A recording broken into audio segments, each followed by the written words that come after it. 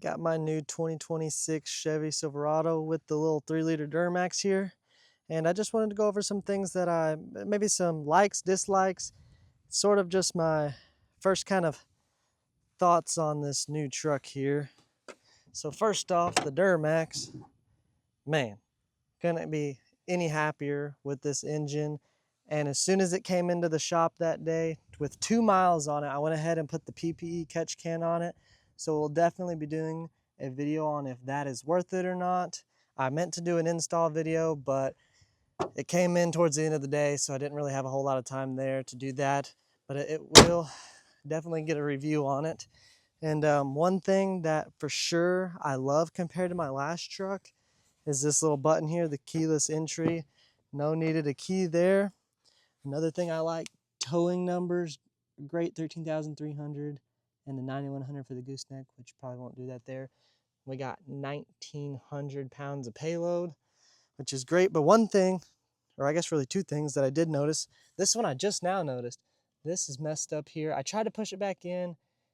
It's not really going in there, so we'll have to see. It almost looks like this piece is bowed up right there, so that'll probably have to be replaced. And I did notice that my steering wheel here is probably going to be very hard to see, but you can feel it. There's a nick in it right there, so I'll have to see if maybe we can get that replaced also. But honestly, on the inside, that's about all I can think there.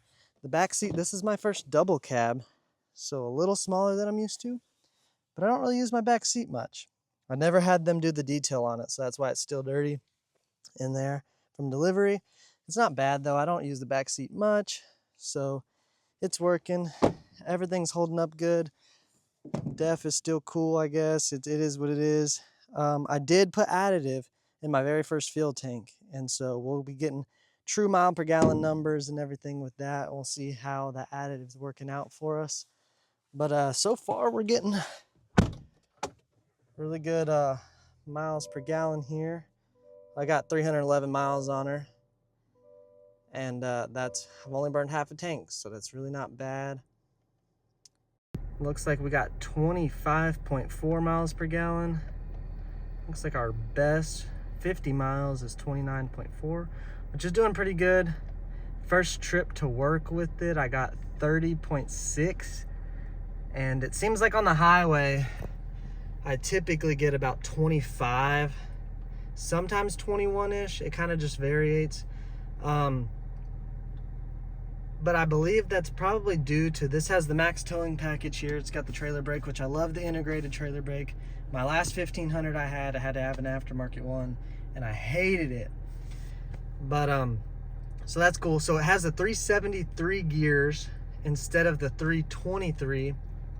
So it does rev up to about, if you're going 75 miles per hour, cruising at 75, the RPMs are roughly at 1900, maybe 1950. It's kind of hard to tell with the way the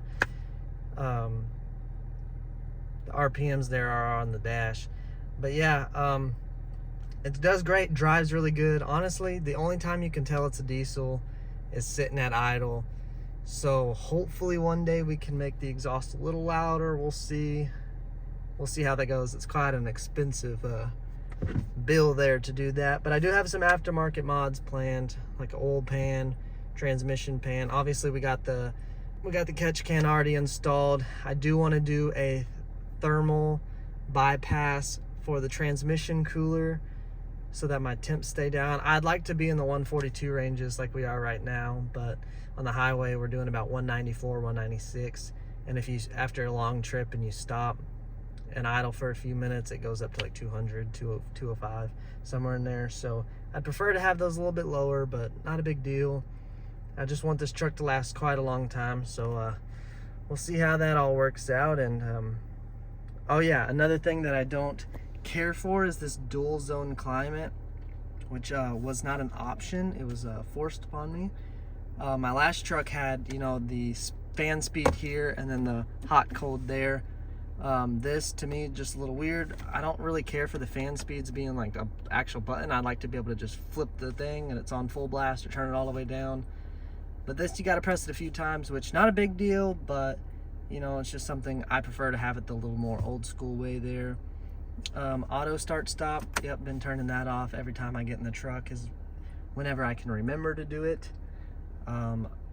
Hopefully in the future we'll have a way that's always off, just for longevity. But yeah, it's been good, and I'll continue to update everybody as we go along and all the mods and everything we do.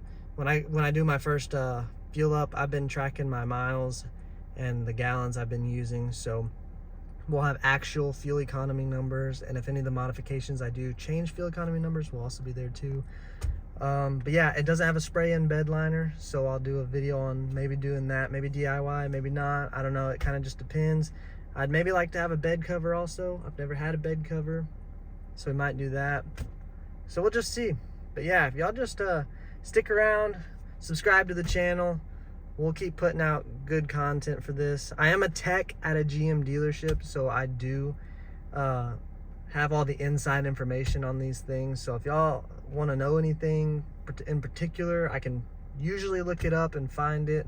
I can get the schematics and all that stuff for these trucks. And yeah, hope y'all just stay tuned.